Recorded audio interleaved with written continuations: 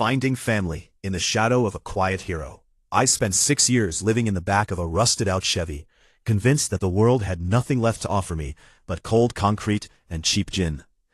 After my brother died in Afghanistan, I just checked out. I was a ghost, drifting through the streets of Philly, waiting for the lights to finally go out for good. Then came Mr. Henderson, a retired postal worker who lived in a tiny house with a sagging porch.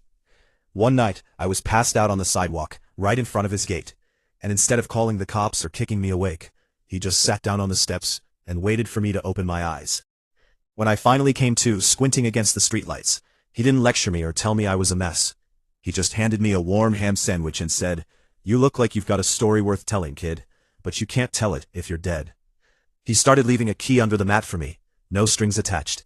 He'd just say, "The shower's hot and the couch is empty if the rain gets too bad." For months I'd disappear on benders, coming back smelling like a gutter, and he'd just nod, point toward a plate of dinner and say, "Glad you're back." He never tried to fix me, he just made me feel like I was worth being around.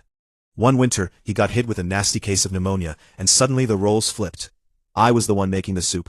I was the one making sure he took his meds at 8 a.m. sharp. One night, while I was sitting by his bed, I realized I hadn't touched a bottle in 3 weeks, because he needed me to be sharp. He looked at me, pale but smiling, and whispered, "I knew you had it in you." That was 5 years ago. Today, I've got my own place and a steady job, but I still go over every Sunday to mow his lawn. He didn't save my life with a speech. He saved it by just keeping the porch light on.